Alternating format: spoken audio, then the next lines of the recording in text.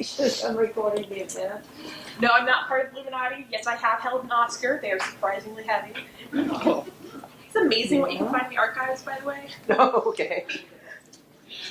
Not necessarily this one. That was at Loyola Chicago, which oddly enough with Oscars, they now have where you can't sell them. So they have new rules. So you actually have to return them. So we have one that was pre-existing those rules. But they still have requirements. So for instance, we actually could not advertise that we had an Oscar. So we could like sometimes tell classes or some other things, but we couldn't necessarily have a come see our Oscar kind of party. Just because of the different rules that they have. So it's really interesting looking at some of the archival materials. I think it's because of the name interest, because it's affiliated with whoever creates the Oscars or does that. And so they just have so much power over that. And that's why now after death, or if, for whatever, I think they can like sell it back to them for a certain amount. But because they were having problems with people got financial difficulties, and we're all of a sudden we had Oscars all over the place, and they didn't like that. So it's one of the fun things if you are, talking with archivists or looking into archives about how there's a lot of really random rules sometimes for what can and can't be displayed, how it can be displayed, and how you can archive. It's good for me to know. Yes. For whenever you have Oscars in your archive. Exactly. A special collection. Yeah. I'll steal all mine. You need to learn to be an upstanding citizen, sir. You're to be a dad. I will slap you. I love how the one, I'm going to steal something, I'm going to slap you. I feel like it should be said that Christian and I have known each other for a long time. Since we were both BB undergrads. Technically. Yeah. In your collections maintenance days. Yeah, whenever you came and did our job for us. Yeah. Some say I reshaped the department. You didn't. Most Some say. I'm always here to cut your ego down, but you. It was interesting. Like, I got a lot of business cards. I handed out some business cards. Alrighty. Met some cool people, but it was small enough to where like they could cater food for everybody. But the downside to that was that there were no breakout sessions, and everything was in the same room. That's what Sarah was saying, yeah. All day, and I was just like, that was a lot for me. Yeah, like me, a long day. I was like, this is, and then there was people talked about content, but there was a lot of my feelings about this and about that, and I'm like, I don't care, I just want you to talk about content or present issues and present them. What conference was this? It's the HBCU Library Alliance Conference. I will say that is one thing with conferences, and not necessarily when it's all at a one-room conference, but especially when you go to some of the big ones, do not be afraid to walk out of a session. Because there are going to be a lot of the sessions where they have wonderful description, great title, it looks amazing, and then you get in the session and you realize it's nothing like advertised, or it's just rehashing other things. And a lot of that is because when you actually look at proposals and things like that, you have to submit proposals and titles so far ahead of time that a lot of times you haven't finished finalizing what you're actually doing there. And so, rule of thumb is if it's a larger conference, go to another one. Just feel free to. I mean, if you're in the front row, Maybe don't. Maybe not. Or if it's someone from your university and they're going to be like, you. Again, maybe don't, but for the most part, you can normally sneak out and it's fine.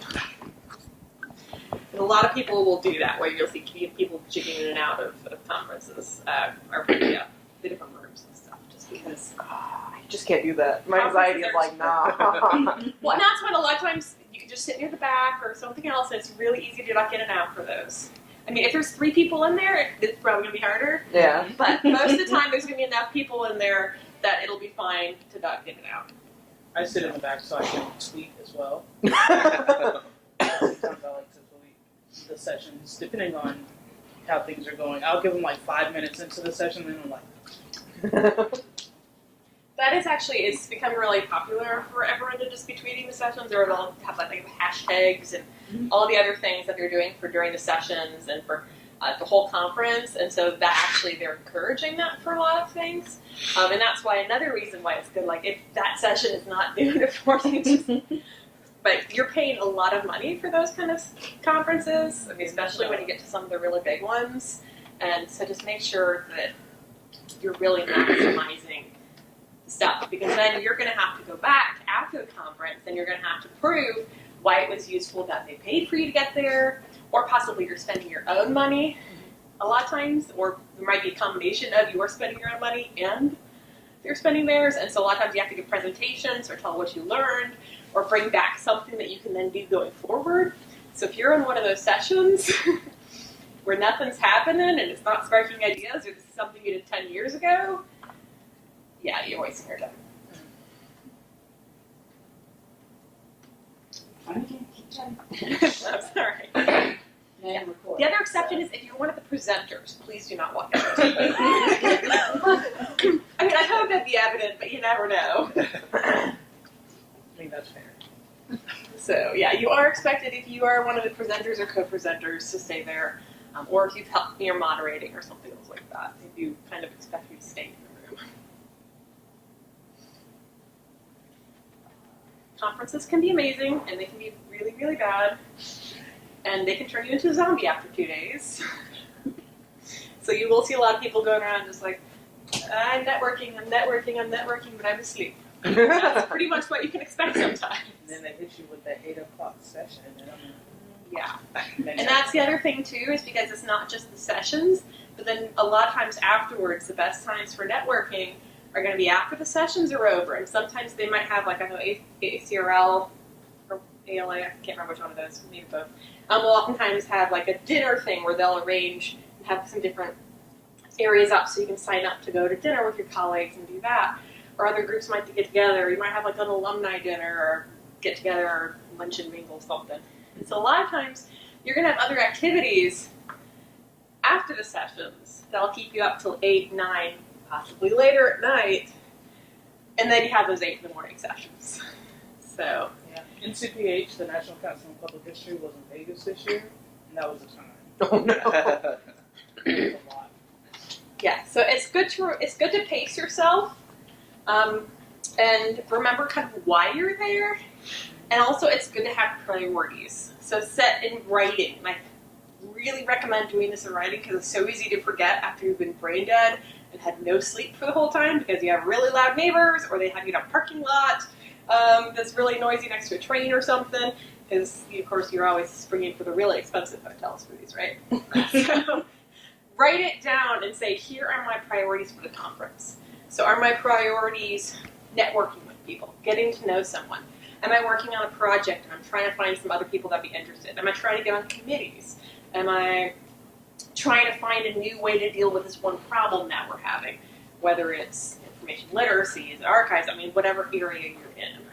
But you really want to make sure you kind of prioritize that, because otherwise by the end of it you'll be, I just did this wonderful conference and I got nothing accomplished that I need to. I have to go back now and so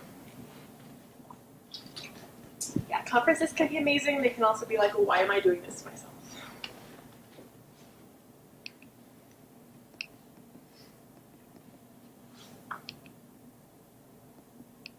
Just gonna really freak people out in kindergarten.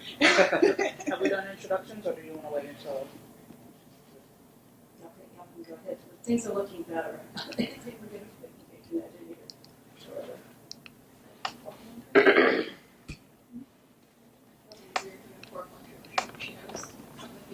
I mean, there's people that I see every day.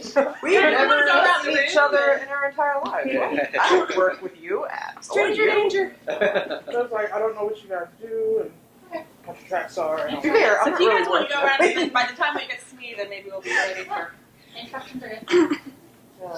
Start us off. I'm Kimberly. I'm the weekend supervisor over at that place, Thomas Cooper Library, and that's all. Oh, it's my last year of school. Hey, there's that. So, I'm April. I am the GA for the Director's Office here at LISSA, and I am in my last year, and my concentration is strategic and business information. Nice. So, I'm a big deal of LISSA. Sarah, president of LISSA. Welcome. I'll graduate in May, and I also am a GA here, and then I also work over at Midlands Tech Airport, their library. Stand by. Okay, hello. I'm Patrice. This is my third and last year here. I'm in the dual program for public history, where I do museums, kind of, and historic preservation. I get roped into a lot of projects. And I'm doing archives and preservation management over here, but I'm trying to get more into reference. Someone please tell me what to take next semester because I don't know. And yeah, oh, it's my birthday. Oh, Happy happy birthday! Birthday pizza. Yeah. Yes, there are cookies. Well, I mean, I can't top that. I mean, Yeah, we can't light a candle because there's the fire. Right there. yeah. I'm Christian. I am the educational films manager over at Thomas Cooper. Have not started the MLIS program yet, but I just submitted my application last week, so hopefully I will start in the spring semester. Your toes getting in. I do Totes the get- applications for the program, so that now I'm putting it together. That I got your application yet. Okay, yeah. If you don't get in, go have a chat with someone. I don't approve or deny things. Okay, I just put the files together. That's good to know. But yeah, I'm thinking about my concentration being archives, but as I think some of you may have heard, I'm still testing the waters. So that's about sums it up for me. I'm Kenny. I'm the social media coordinator for LISSA, and I'm in my final semester. And you're going to have to find somebody else to do this job. I'm Mrs. Kenny. I'm a PhD nursing student. Like I said, tag along. Wonderful. Thank you guys all for coming. So my name's Christina Schwebel. I'm one of the reference librarians here at USC. I have been a librarian for a little over 11 years now, and it does fly by very quickly. So I have been a librarian. The last 10 years I was up in Chicago, at Loyola University Chicago, also as a reference librarian and liaison and collection development and blah, blah, blah, all that. And I've worked in a geography map library. I've been in a library loan before, all kinds of different stuff. So I'm just going to be talking a little bit about my experiences with things, talking about some about being an academic librarian, talking about some job hunting, talking about looking at some money and stuff, which, by the way, you're not going to make a lot of, sorry. Just putting that right out already now. don't make a lot of money. So good. Yeah, so it'll probably stay the same. And then just kind of anything else that kind of comes up as we go along. So I sometimes tell folks I'm psychotic, not psychic, so y'all have to talk up and let me know in case you want to go in a certain direction, if there's something you're really interested in, something I'm missing, or if you're just like, okay, we already know that. So just let me know. So I will start off too with a disclaimer. I am not a legal expert. I am not a financial expert. All opinions I am expressing are my own, blah, blah, etc. So please don't sue the university, or, actually don't sue me either. I appreciate that. All right, so I'll go ahead and just get started. So, academic librarian, first of all, I love it. It's great. So my official title is Science and Computing Librarian. And I will start off by saying that means not too much. So when you're looking at titles and when you're looking at job descriptions, and this is something really important to know about when you're doing things, is your title and job description will never be exactly what it says. That's going to be changing so much and so frequently, and I cannot stress that enough.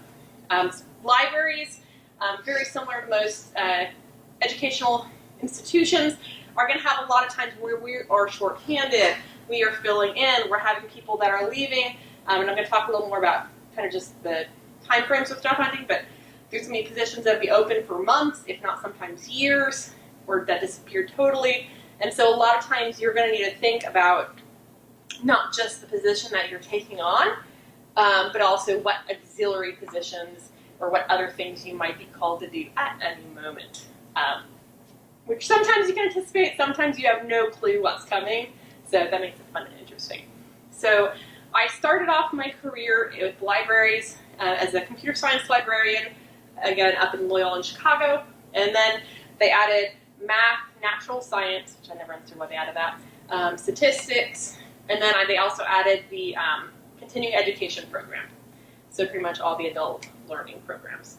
And then at one point I was also a temporary business librarian. I've also helped out them with paralegal department, pastoral studies, social work, and a few other areas. So it's kind of stepping in where, I mean, one time we had someone out with a heart surgery. So of course it's really hard for them to be doing anything at work if you're having heart surgery. So you have someone where you can go and step in and kind of taking over those duties. So a lot of what I do is going to be reference, which is pretty much just the day-to-day answering questions at the desk, and that can be anything from phone, email, and then we have chat programs, things like that. And then a larger portion is actually going to be liaison work. So I know a few people have kind of some questions about liaison work. So pretty much what a liaison does is you are kind of the conduit between that department and the library. Now, sometimes that's going to work great. There's a lot of departments where they pretty much say, okay, we know you guys, we love you guys, we want you to buy us a ton of books, we want you to come over and teach all of our class, like do a lot of library instruction. They're going to be coming to you nonstop, no problem. I'm one of the science librarians, so I'm going to have the opposite problem where it's almost like they're getting a restraining order against me because I'm showing up so many times going, hey, remember me, how can I help you? So that's something to keep in mind too with liaison work is a lot of times you'll have departments that, again, really great and want to work with you and have a lot of requests and other things like that. And some other ones, like with math, it's just not necessarily a natural connection because we don't normally have a lot of research-intensive classes. Whereas if you're having history or social work, you're going to have a lot more where they're coming in and they're saying, we're doing research papers, we're doing this, that, the other. And so as a liaison, your job is not just to go and see what kind of books they need, but also to see what kind of projects are they doing, what research are they working on, what are their needs. So maybe they don't need books, maybe they need databases, maybe they need journals, maybe they need data storage, maybe they need information, like I'm going to be teaching some LaTeX workshops. I'm going to be teaching some SPSS courses, or not courses, workshops, or other things like that. And so trying to determine exactly what they're looking for. And so that's going to be a really interesting relationship to figure out. And by the way, I highly recommend, if anyone is going to become a liaison librarian, get very comfortable with talking to the administrative assistants. They have the pulse on the entire departments. They always know what's going on, and they are the best people to talk to. So something very good to know about for that.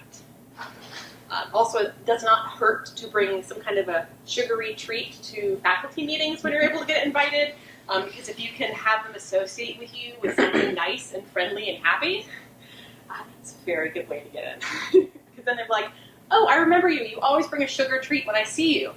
So kind of like, not quite Pavlov's dog, but if we can make those nice associations where it's like, I'm going to give you something yummy, you're going to like me, okay, wonderful, please, thank you. So that's kind of some of what you're going to be doing as a liaison. You're also generally going to be doing some collection development, and how many of you guys have taken collection development or done something with collection development before? Okay. So collection development can be very interesting because a lot of times you're given a budget. And so you might be given a specific number, you might be given an approximate number, you might just be told try not to spend anything. It really depends on the budget that is currently available at the institution that you're at. And that's one thing too that I'll talk a little bit more about when it comes to like job hunting and other institutions, is it's going to vary wildly kind of how much money and what kind of things you have available. So you'll be looking and trying to see, because you want to make sure that, especially as a liaison librarian, especially in academics, that you're able to support your departments. Because the last thing you want to do is have where students can't complete the research that they need. They can't get the materials, or if you have, especially at a research institution, where they are doing a lot of active research, if they are unable to access the materials in order to meet their grant requirements, or things like that. That's a huge problem. So you really have to kind of track and see where you stand with those. That's also sometimes going to involve weeding, which is not a terrible word, by the way. It is good sometimes to get rid of books, as hard as it is with my own personal collection. You just got to do it every now and then. And in the sciences especially, before I left Loyola, one of my goals was to weed the collection, and so I actually was finding things like a Windows 3 manual, including the floppy disks. So it's not necessarily a bad thing to see what relics and old things you have that you can get rid of, and just make sure that you are still maintaining. There are some of those old relics that are classics or really vital, and so really going through it and being careful about that collection. The other thing to remember when you're looking at collection development is there's a huge difference between one-time and reoccurring. And that's where a lot of problems will come because everyone wants the reoccurring cost stuff. They all want journals, they all want databases, they all want electronic resources, which is great and amazing, but those cost a lot of money. And so you're going to have to kind of be in there a lot of times, and especially since you're the kind of that conduit between the department and the library, so you're having to say, well, we can't go and get that for you because that's $50,000 a year, and that's probably going to go up after 1 or 2 years.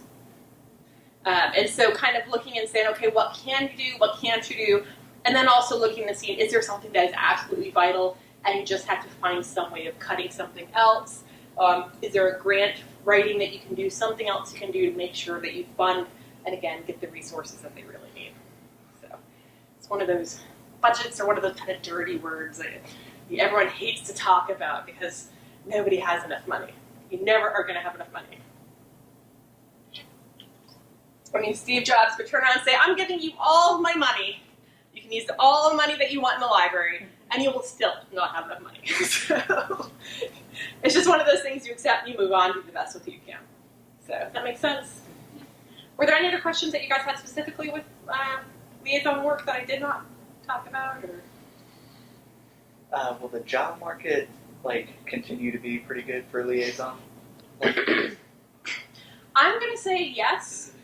So what happens is right now you're seeing a lot of changes within libraries, and some of the things that you're seeing are kind of a lot of moves, somewhat not necessarily away from reference, but the model has really been changing with the reference desks and the circulation desks because people are just accessing it so differently. But you're seeing a larger tick of people coming in looking specifically for research in certain subject areas and certain other things like that. So I do think that the liaisons are still going to be in demand just because people still need that really focused subject-specific assistance. So I do think we're going to see in the next little bit probably further changes happening with the reference desk structure. And you've already seen that in a lot of different libraries, just like we're already seeing a big change in kind of how libraries themselves are structured. I mean, it used to be you walk in and it's just books, books, books, books, books, and now you look around and you barely see any books. So I do think that we're going to see a little bit more change for that, but I still believe we will see a lot with librarian or with liaison work.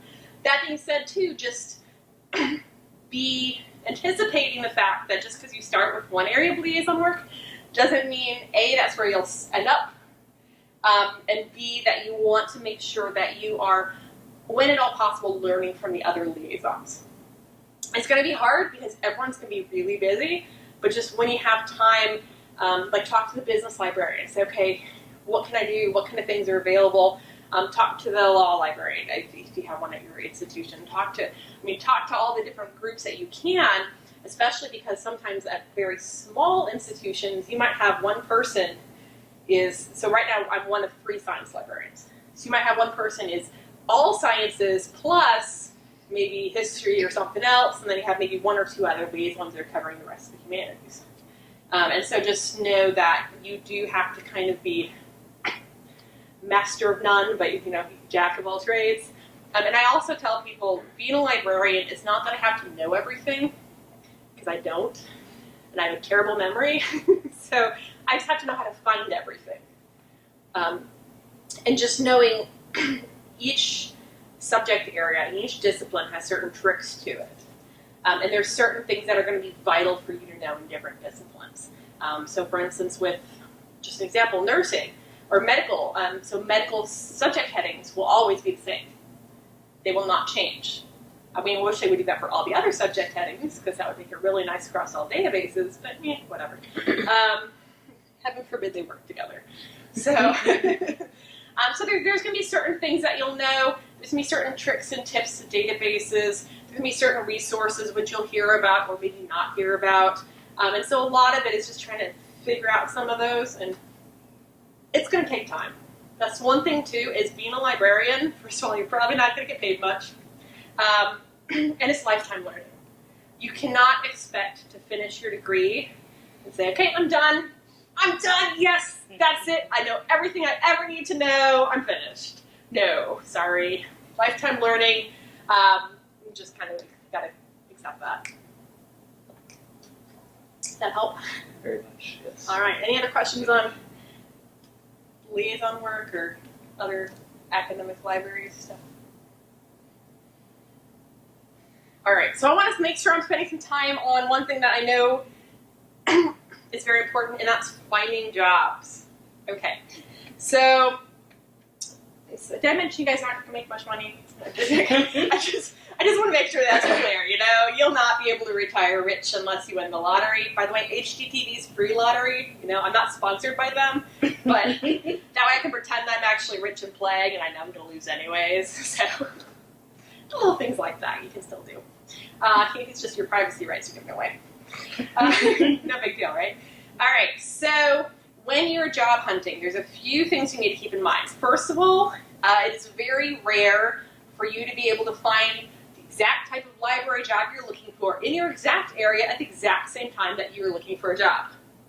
Those things normally do not line up. It'd be nice, and every now and then you will have that momentum. You might get really lucky, and then hopefully you can still get it. There will be 50 billion people trying for the same position too. Another thing you need to think about when you're looking at jobs is the time frames. So what happens is you're normally going to have a few different types of areas you'll have. So you'll have the public libraries, you'll have academic libraries, you'll have then businesses that you might be applying for, or heck, you might have other ones. Like I know when I was graduating, CIA actually was heavily recruiting librarians. So it really depends on what type of librarianship you're doing, what type of library you're interested in going into. But I will say this, public libraries are going to be the first ones to respond and to offer you positions. So their time frames will be a lot shorter. So if you're looking between two positions, one's a public library position, one's an academic library, you're going to hear from the public library first, just because they don't have as many hoops to jump through. So public and then probably business, I would say, would be the fastest ones because, again, their chain of command is going to be different. Whereas academic, I always say speed of snail when you're looking at hiring, just because you'll put in your application, then you'll wait and wait and wait, and probably a few months will go by, and then you'll go ahead and contact a few people for the first interview or for the first round of additional information. Then you'll wait a little bit more, and then you might have where they'll fly you out, or nowadays too, it's good to practice Skyping or video interviewing, just because a lot more places are doing that, especially if stay on budget.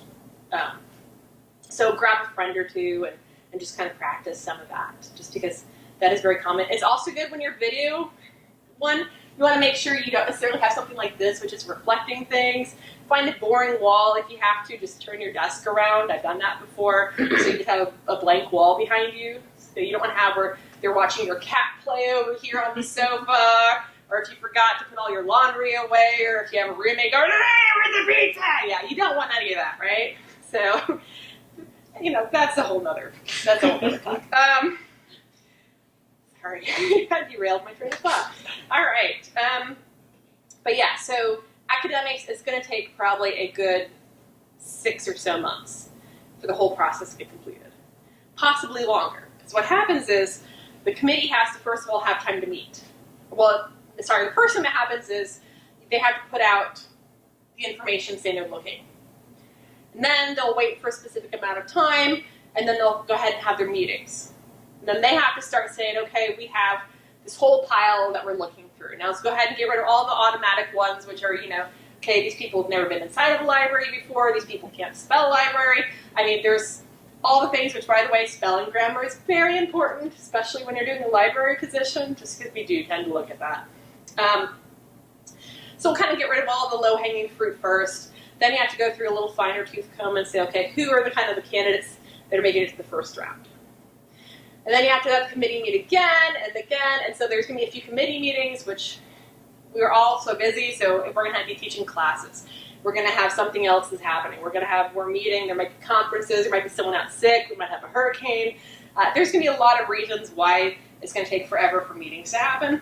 So even once we finally narrow it down, we've had you come to campus, everything's great, we're like, this is the one, this is perfect, we love them, we want them. All right, so then we have to give the suggestions to the next person up. So we're going to suggest to the dean, this is who we'd like to hire. Then the dean has to look at that and say, okay, well maybe, and they'll look at all the information. And then eventually the dean will make the suggestion to the provost, or the president, I can't remember which one, it's one of them. Anyways, it goes up, so it goes through a chief command, and again, if anyone's out on holiday, if it's their birthday, if there's vacation, if the conferences, anything else that could happen. So 6 months is a good estimate. So just keep that in mind that you might get a bunch of other ones. So if you're trying to pick between the two, the academics will take a lot longer. I think the only thing that will take longer is government, and that's just depending on the clearance level. So like if you wanted to work for the CAA, they actually will tell you, get another job while you're waiting. So that just gives you an idea of how long it might take to wait. So that's something that's good to think about as you're looking for job hunting. Any questions other than that with job hunting? Yes? Is there, I know that every kind of library is probably different, but do you know if there are any particular, seasons where job hunting would be best? It really depends. So what happens is there's a few different things that you'll normally see with library positions. First of all, heaven forbid someone dies. It happens. I've known of a number of librarians that have died while they've been working.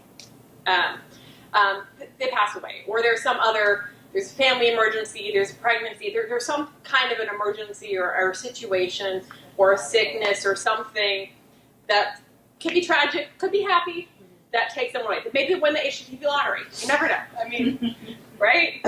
We'll see. I will let you know if that happens. I expect my cut. Oh, So. yeah. I got you. There you go. All right. So there's those unexpected ones. Other than that, what normally happens is most people will normally go, especially if you're looking at, certain areas are going to be different, but references or a lot of things like that, you normally have where most people will try to be nice and do it before or after the semester starts. Just to make sure that we're not being like, hey, middle of the semester, good luck. Here's all the classes that I still need to teach and, whatever else. So a lot of times we will try to do that.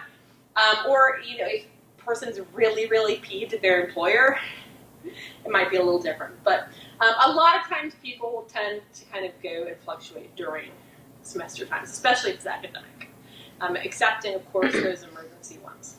Now, that doesn't necessarily mean that those will be posted right away. Because a lot of times, maybe a university decides that they're going to restructure if they have a lot of openings, or something else. And so, just because there's all of a sudden an opening doesn't mean that it's going to be something that you can kind of hop into right away. Because they might decide, okay, well maybe instead of someone from humanities, maybe we want to look at adding this into their job description. And this is also something that you'll see a lot of times is the person that left may have been a sciences librarian.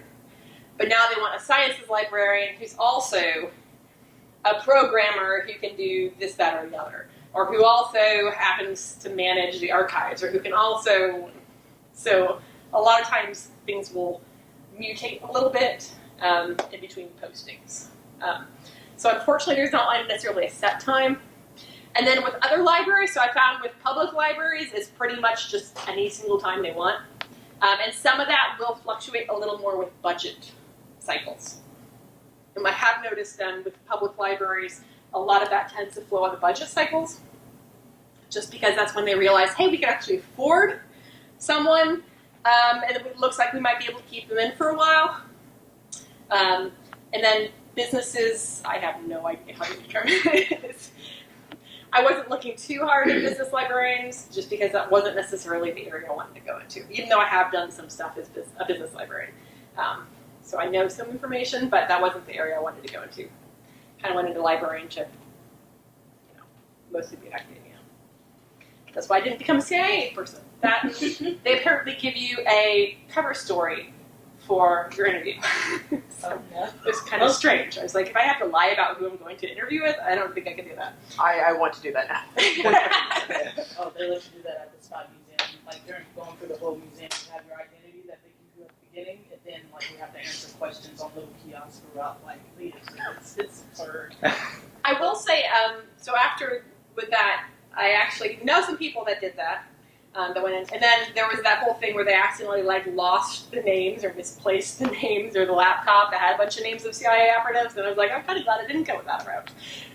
So something else to keep in mind. I will also mention when you are job hunting, it's good to think of too also what you hope to accomplish with your degree. So not just, do I want to be in reference? Do I want to be in archives? Do I want to be in IT? Things like that. But also think of, how am I interested in growing? Is this the position I want to be in for the rest of my life? So for instance, I don't necessarily want to be in management. I mean, I probably could work my way into that, and that could possibly change in the next few years, but I don't necessarily, and that's just a personal choice. And so that's something where you have to say is, okay, where do you see yourself growing? Would it be, maybe, like I want to be able to teach more. I want to be able to do more of this or that or the other. And so kind of look and see, how would you like to be able to grow? And does the library you're looking at allow you that growth? One thing that I do really like with academic libraries is a lot of times you can take classes for free or for a lot cheaper. I shouldn't say free just because you are still paying taxes and there's always going to be book fees and there's always going to be costs. If nothing else, you're going to sit there at 3 in the morning going, why am I doing this while I'm working full time? So that is always something to keep in mind. Nothing is ever free. So free tuitions.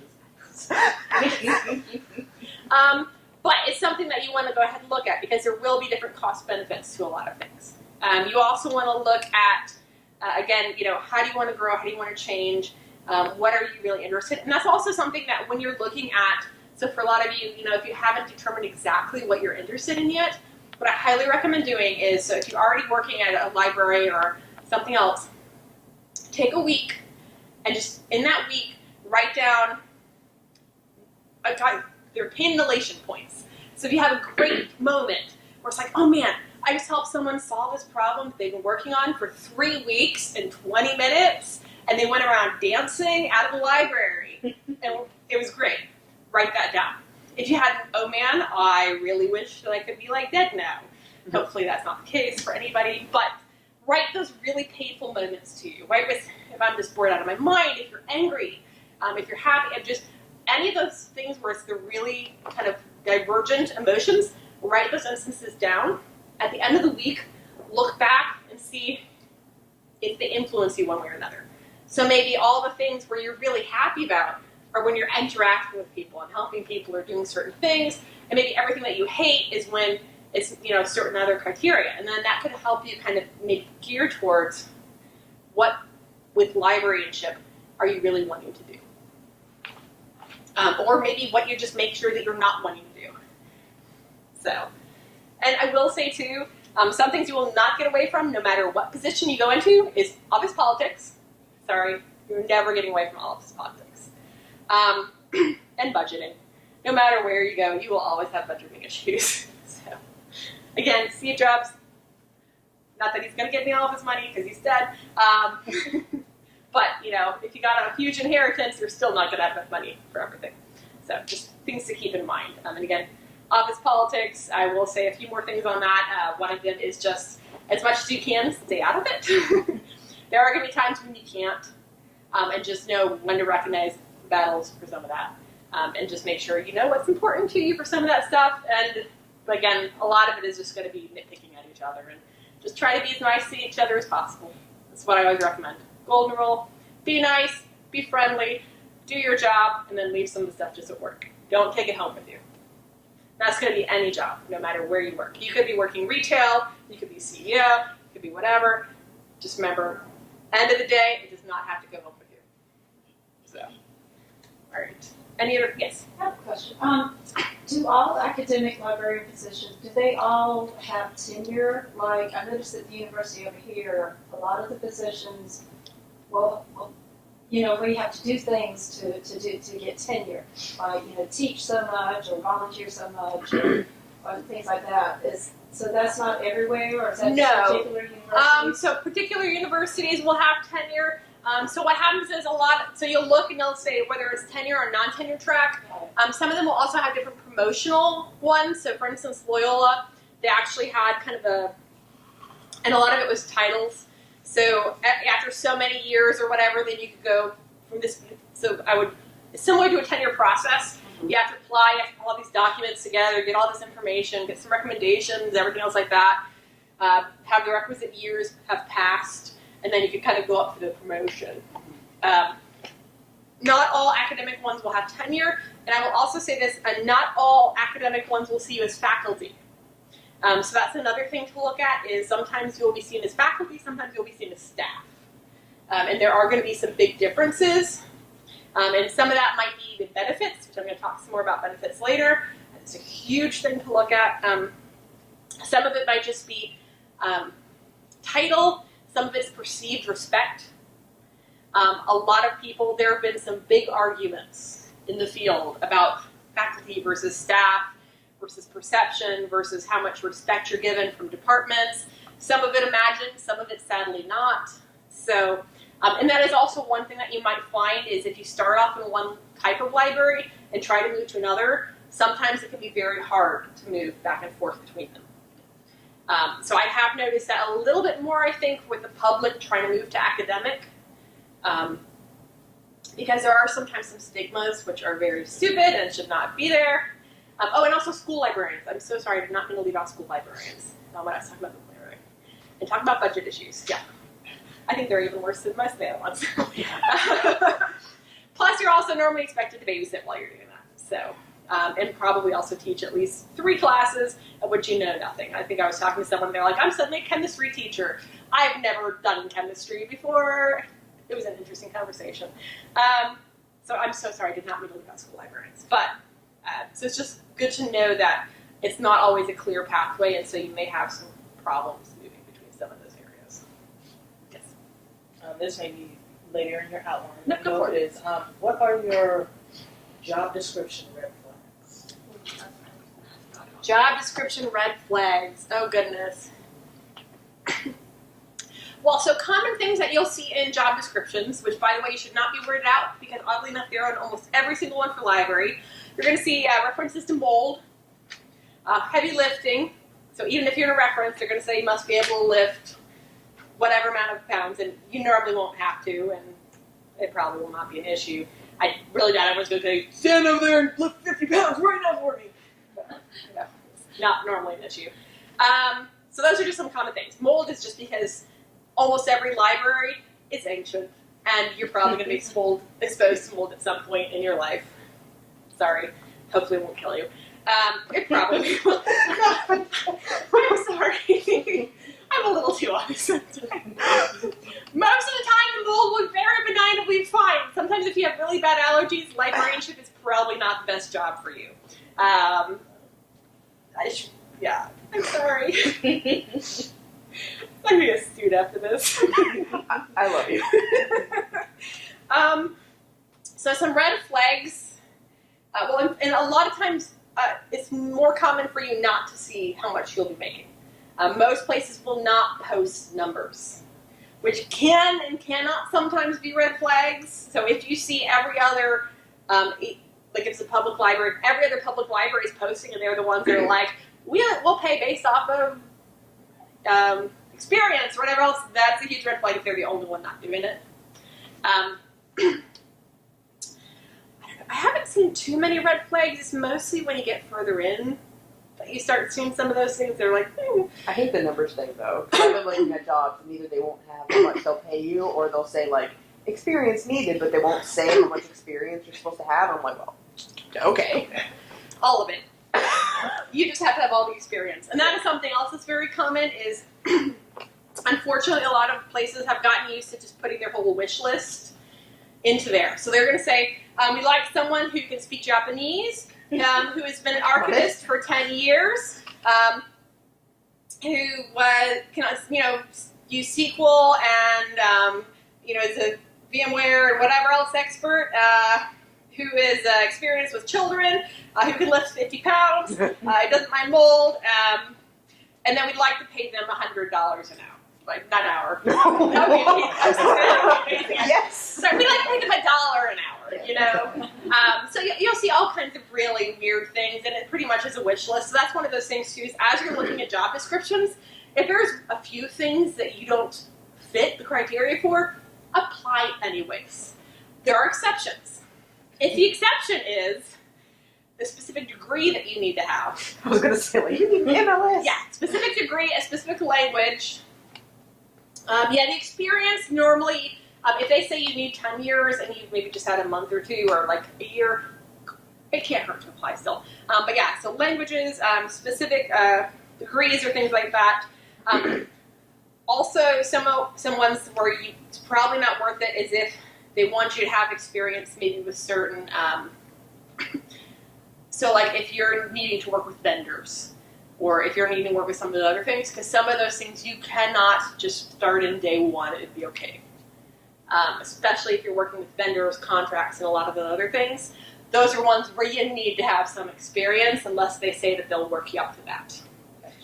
Because otherwise, a lot of things you can go ahead and you can be like, okay, I'm a fast learner, everything else like that, but anytime you're working with vendors, contracts, if you're the copyright person, some of that other things, you need to have some more information on that. So that's one thing that you can't just say, I'll learn it, because it's not going to work. Or again, some archival experience, you can't just be like, I'm an archival expert, and then you come in and you have all these, really expensive machines and other things that all of a sudden you're expected to be able to use and not break. So there's a few things you want to maybe not apply for some of that, but for a lot of things, again, it's a huge wish list. It's worth trying for. And I forgot there was red flags. Sorry, I was like, I'm so distracted by everything else. Yes, I haven't seen a huge number of red flags. A lot of them too, spelling mistakes. If they can't even spell their university correctly. I will say some other red flags is I highly recommend going and looking at their library webpage. It's not necessarily the job description, but it will tell you a whole lot. If you pull it up and all of a sudden you see this weird green, yellow something here and it's blinking here, don't do it. It's not worth it. Also, I would look and see if what they're asking for matches kind of the job position. So if they're asking you to be able to do circulation, interlibrary loan, reference, collection development, purchasing, and everything else like that, and it just says librarian, probably not. It needs to say like branch manager, or it needs to say something else a little bit higher, because if it's straight librarian, that means they're pretty much just going to have you running the whole entire thing. You have to know every single thing, and the pay will not be high. Because otherwise they would list it as a branch manager or as some other bigger word, or different job title, I should say. If that makes sense. I will say there have been some red flags. A lot of the red flags will come up in interviews.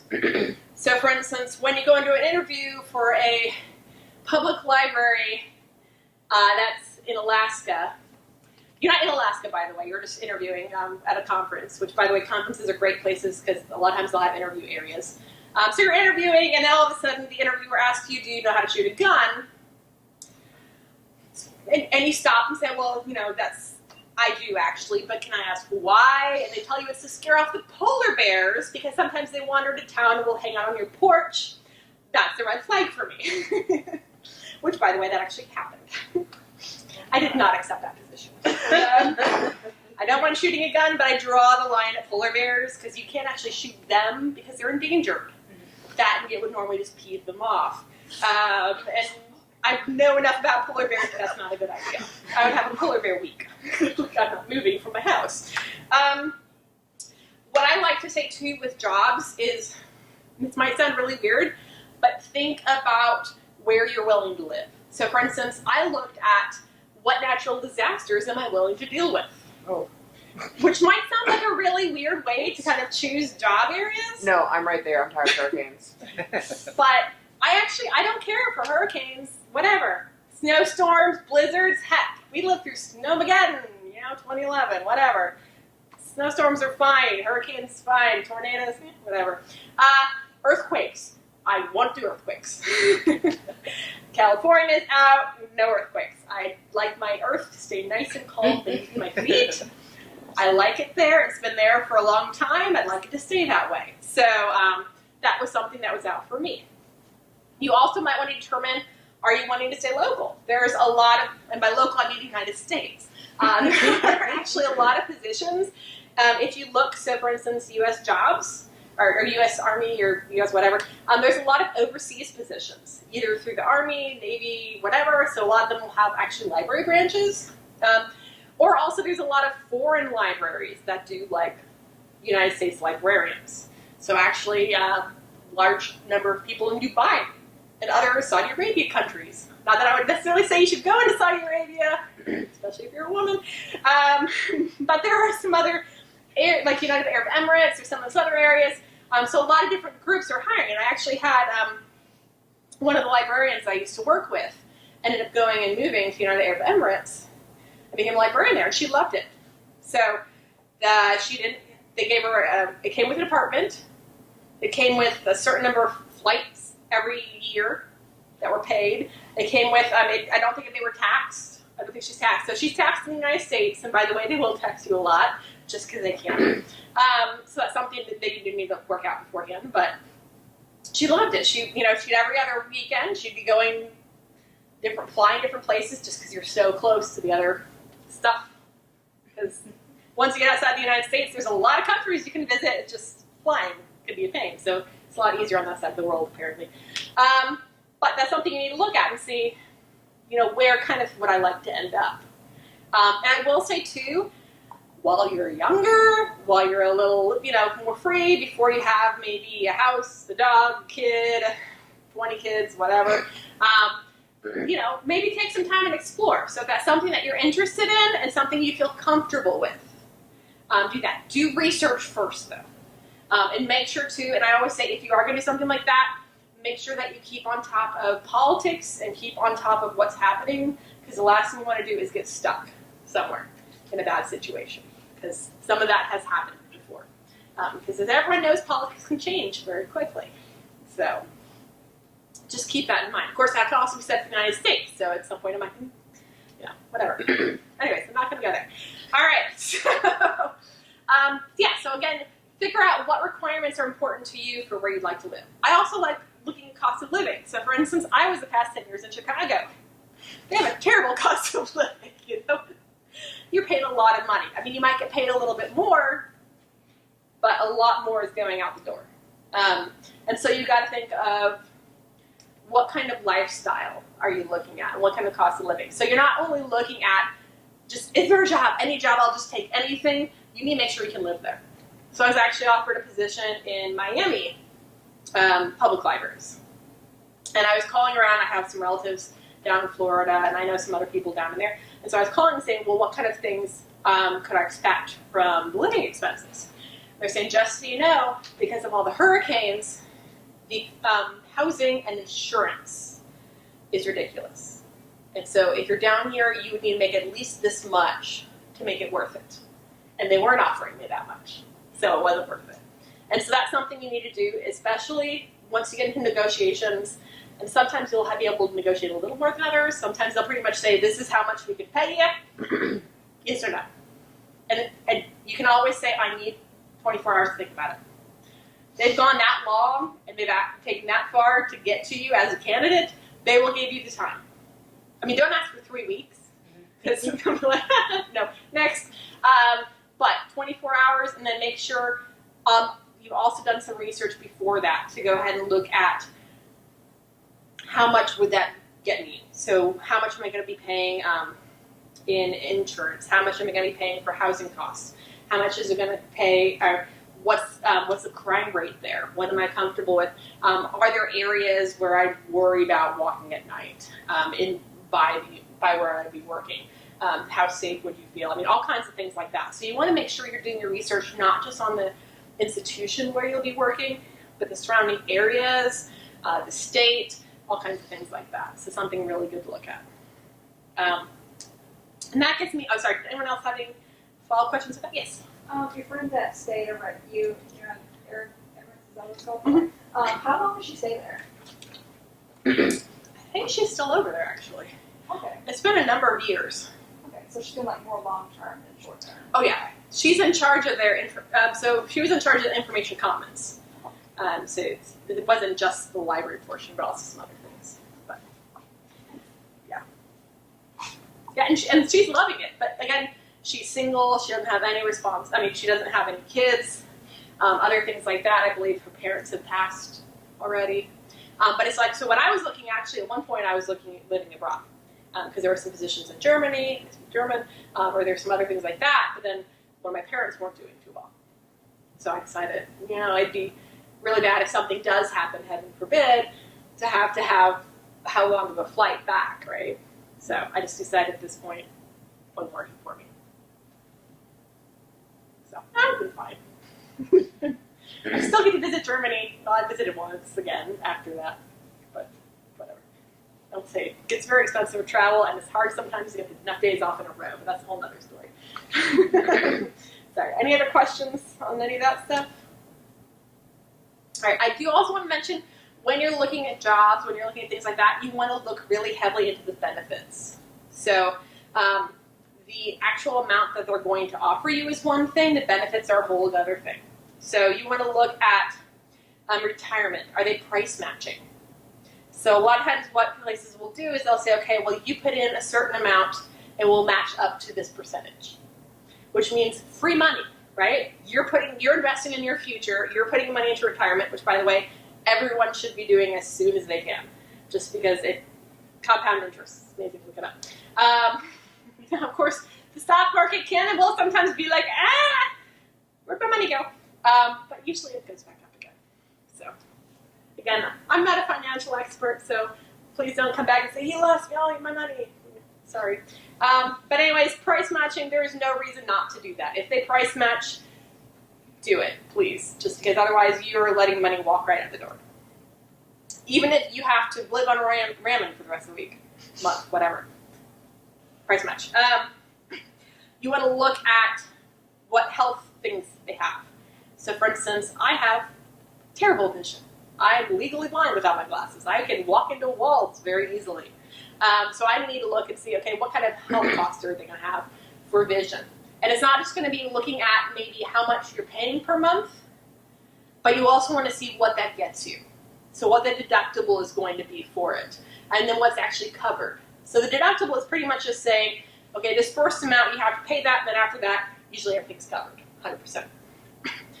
But they also might say, okay, well, let's see. So for instance, I have terrible teeth too, because genetics. So we're going to go ahead, and I just went to the dentist recently, and I had to get a crown put on. So they're going to say, okay, well, so we're going to cover up to this amount of it. The rest, you're going to have to pay your deductible, and then you also have to pay the rest of the money for the procedure.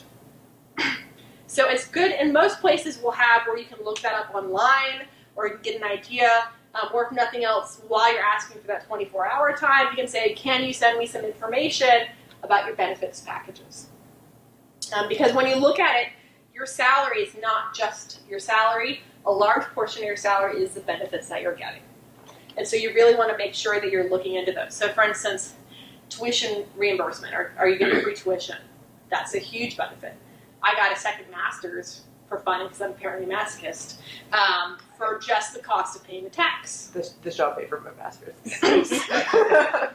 Exactly. And so it's one of those things of what other things, like are there different benefits, or are there other things like that that are being pulled into it? So maybe you may not make the most money in the world, but if they have amazing benefits, if they have some other things like that. And so kind of look at that, and that can really make a difference. Because if you look between two offers, and maybe one is $40,000 and one is $50,000, but the one for $40,000 has amazing benefits, and the one for 50,000 has no benefits or very terrible benefits, then that could actually be something where you might want to go with the one for 40,000. Even though it sounds counterproductive because you're like, I'm losing 10 grand, but in reality, it might actually be losing more if you take the other one. So, that makes sense? I know it's really weird, and I highly recommend everyone to read benefit stuff really thoroughly. All right, any questions on benefits? Yeah, and a lot of benefits you just need to read. And it's going to be in the worst legalese possible. It's just like when you're reading your tenant agreements or anything else like that for renting. They're going to make it as hard for you to look at this stuff as possible. So just do your best. Ask people. I mean, a lot of times, too, you guys can ask people here in HR. So it doesn't hurt to just go up to someone and be like, I'm a current student. Can you tell me what this means in English, right? Or go to the Career Center, or use some of the tools that we have here. It does not hurt. It's really good. And the last thing you want to do is find out the hard way that you're not getting what you thought you were. All right, I also want to mention some with financial information. So, repaying loans, doing all that other good stuff. So one thing that I always like to make sure to mention is when at all possible, especially when you have the loans and everything else like that, just live as much below your means as you can. I mean, that's not to say starve yourself or, live where you might get shot or something, because even when I was in Chicago, I did not live where I might get shot. Well, I mean, anywhere in Chicago, you might get shot, but whatever. But just, still be safe, still take care of yourself, but just live as frugally as you can. And then you want to pay off the principal. I really want to stress that because a lot of people just make extra payments and they don't realize that normally it defaults automatically paying off the interest. And if you do that, it's not really taking care of your money as much. So if you pay off the principal, that means you're paying it off faster. And that means that you're also going to be paying less interest over time. So you always want to make sure you're paying off the principal as much as possible. Put as many payments as you can towards that. And again, just remember, you will get paid. It might just take a long time, but it'll happen. So breathe in, breathe out. Don't kick yourself over, right? No, it's going to happen. The other thing is, once you are miraculously there and you've paid it all off and it's amazing, don't go out and splurge and buy like a big screen and do this and spend all that new money that you're going to be making. You still want to pay yourself. So what I always recommend to people is after you've paid off your student loans, maybe still keep paying half of that amount that you used to pay for student loans. And I say just half amount because it's not realistic for you to then not do the whole amount. But take half that amount, put it into savings, put it into retirement, put it into something where you're not touching it because you're still paying yourself. And the nice thing is, if you're doing that straight from the start, because you're already used to not having that money, and if you stay used to not having that money, then you're not going to spend all of it. So it's a really good habit to get into, and then that way you'll have it for a down payment, you'll have it for a vacation, you'll be able to add more to your retirement fund, which is going to be really good then for when you're actually ready to retire. So there's a few things that you want to do, and just making sure that you're taking care of yourself financially that way.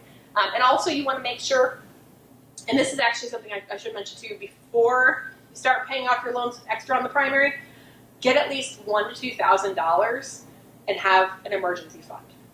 Because something is going to go wrong at some point. You might have where all of a sudden your roommate moves out and they forgot to pay rent for a month, or something else happens, or all of a sudden you need to get to a new place because your place is condemned. You never know what's going to happen. Your car is going to break down. Something else is going to happen. If you have a dog, all of a sudden they need emergency surgery. And again, I hope none of this ever happens to any of you. But you're always going to have something. Murphy's just sitting out there going, what to go next? And then they're going to choose you. So you want to have that. I also highly recommend having a small food storage. It doesn't have to be huge. But just have, if something emergency comes up, can you feed yourself for the next week or two? And it's always good too, especially if you live in a place that has, bad natural disasters, like any place. Except earthquakes, it didn't matter because the stupid earth just ate your food. Again, this is why earthquakes are terrible. But anyway, so just making sure that you're kind of taking care of yourself with some of those things. And then the other thing too is just to educate yourself on some other, I call them kind of like the life 101 things. I mean, so look into things like, do you know basics of how to cook? And I don't just mean, can you cook eggs? I mean, do you know little things about some things that are kind of nutritionally healthy? Can you recognize what kinds of meat, if you're not a vegetarian, what kind of meat there are, or other things like that. Starting to look at how much things cost. So looking at grocery stores, looking at other things like that. I mean, furniture. At some point, you're going to need to get some furniture, right? So just starting to educate yourself a little bit and take your time on that stuff too. So once you're no longer a student, there's going to be so many things that all of a sudden you're going to have a full-time job and you're going to need a new wardrobe and you're going to need this and you're going to need that and you're going to need that. Prioritize it. There's going to be some things which you definitely will need right away. So for instance, if your job says you have to wear business casual all the time or you have to wear, certain outfits or things like that, that's a priority because you have to have something to wear to work. You can wait on some of the other stuff. But just kind of think about ahead of time, especially if there's some things that you can do now to get ready for that. So maybe, like I think JCPenney is out there 50% off clearance sale or something. So just, build some things now. And if you start small, then it's a lot easier than if you all of a sudden have to go out and get stuff all at once. So it's kind of good to think ahead of times, not just with clothing, but with other stuff. Are there small things you could be doing now? So that way, once you're ready. I will say you don't want to get too many things, just because if you do, all of a sudden decide you're going to go move to United Arab Emirates, you have to ship it all. So you want to be moderate, but at the same time, it is good to start thinking about some of those things and what you're interested in. I know I just contradicted myself at least 3 times, but sorry. All right, questions, comments, concerns? I'm sorry, I think I've kept you guys late. I don't remember how much time we had budgeted. Or anything else that you guys want to know about? Yeah. Earlier, you had talked about the differences or the difficulty going between academic and public libraries. Is that true for all libraries, and is it always true, or is there some focus you should do, or some particular learning you should do to be more flexible? It's not always true. A lot of it is going to be just because, as I said, sometimes there's some stigma attached. And a lot of times, unfortunately, it's for people that are not academia, that are trying to get into academia, because sometimes there's that idea that it's academic, librarians, we're amazing, we know so much. It's not necessarily true. We are amazing, of course, but I'm so modest. But sometimes there's just this idea that with populations or with other things that there might just be this, so sometimes it's an imagined line. So it's just one of those things, just doing the best you can and just trying a few times. And so there might just be one of those things. And I will say too, it's good to try out different positions and see what you like.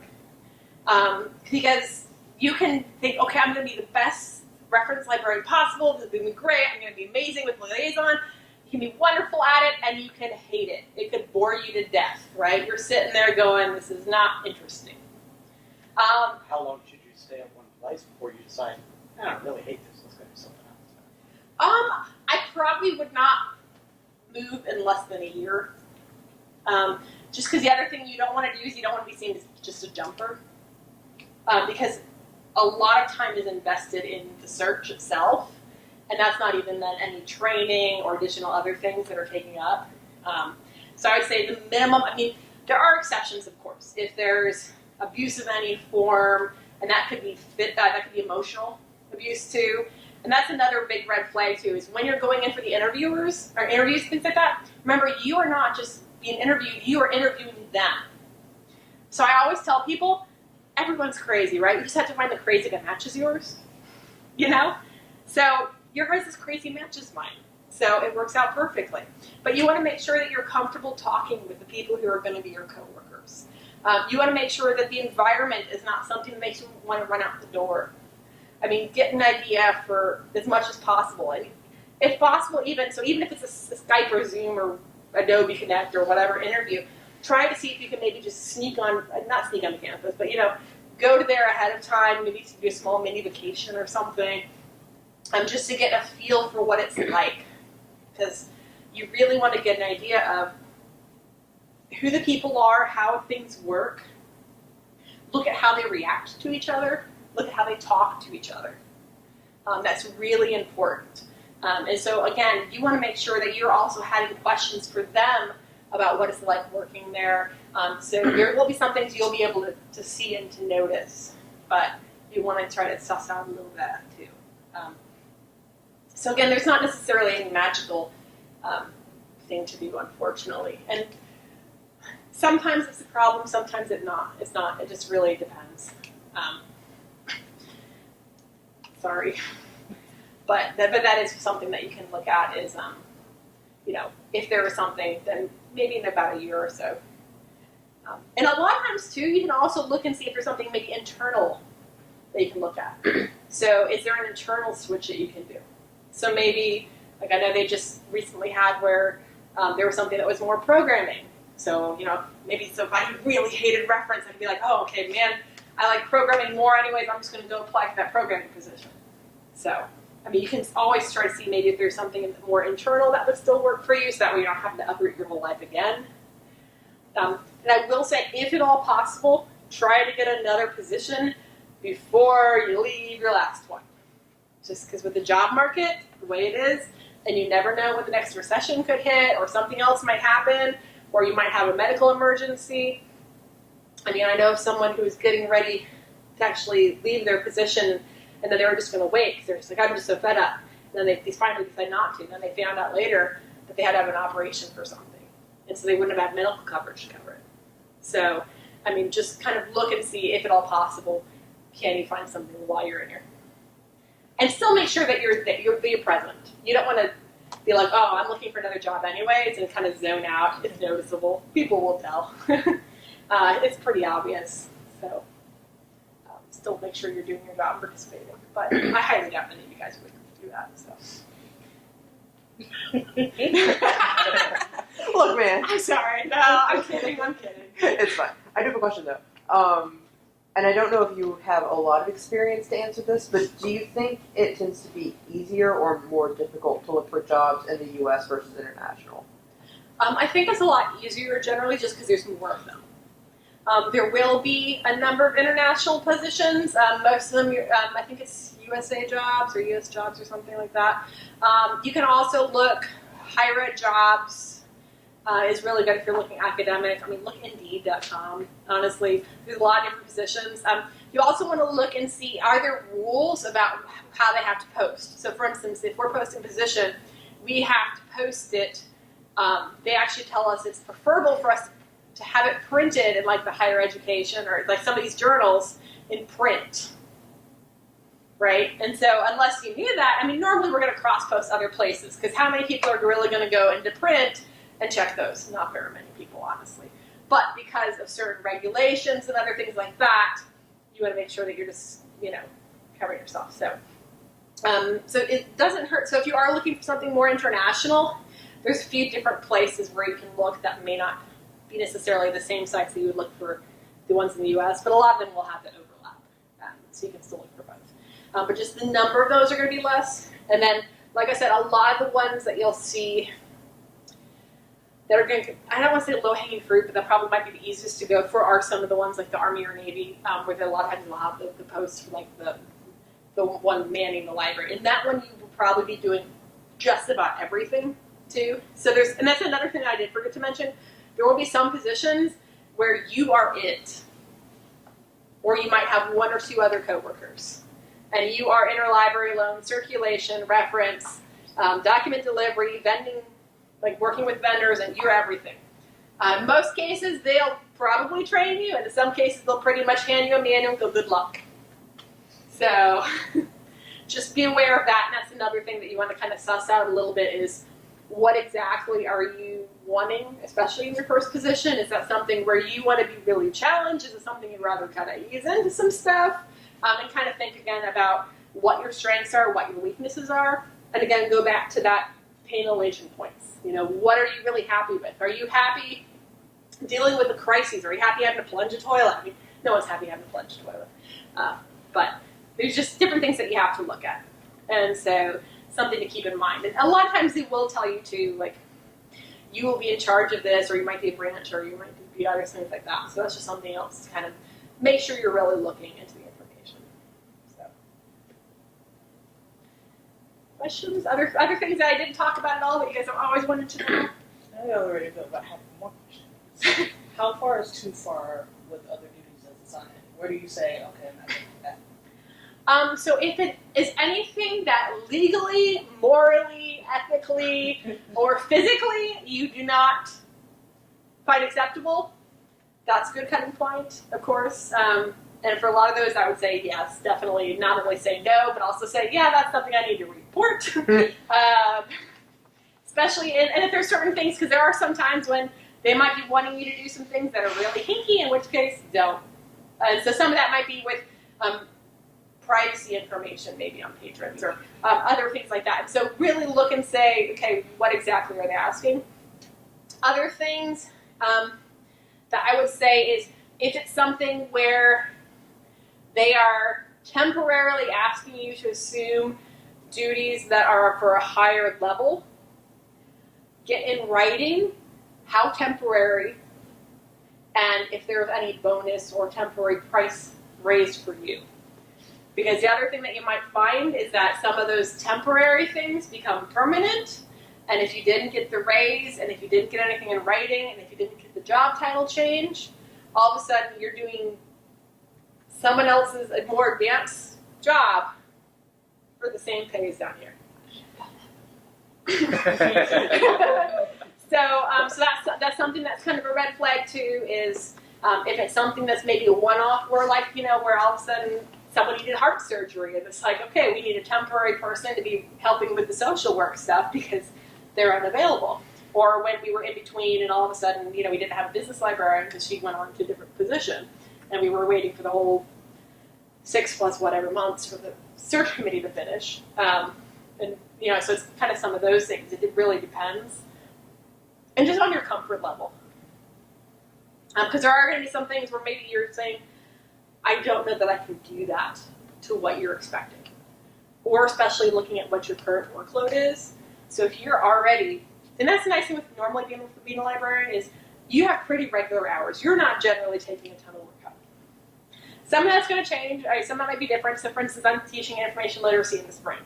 I'm going to have some homework because I have to give homework to the kids, or students, not kids, sorry. Sorry.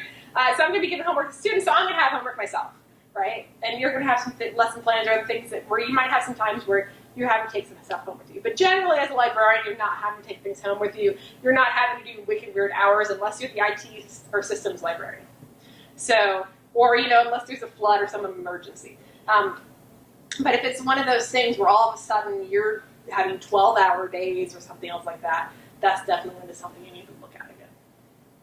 And always get things in writing. People can promise you everything.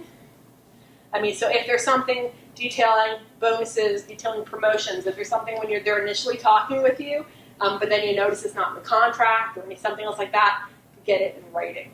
Because if you don't have it in writing, you don't have it. And they're not going to add it later. Because if they can avoid then giving you money or giving you certain other things, they're going to do it. Because budgets. Sorry, I know. It's terribly depressing. I should have brought a puppy or something with me. All right, other questions, comments, worries? I can send out things? the link you sent me if anyone wants to. Yes. Down. Yeah. So I have something. We have a book a librarian option where you can just reserve an hour of my time. So if any of you guys have any further questions, concerns, want to know some other weird stories, I probably have some. Just a few. Things like that. Please don't use the time to sue or serve me. Be nice. It's just on the website. You can just click on my information, click on time that works for you, and we can just go ahead and meet.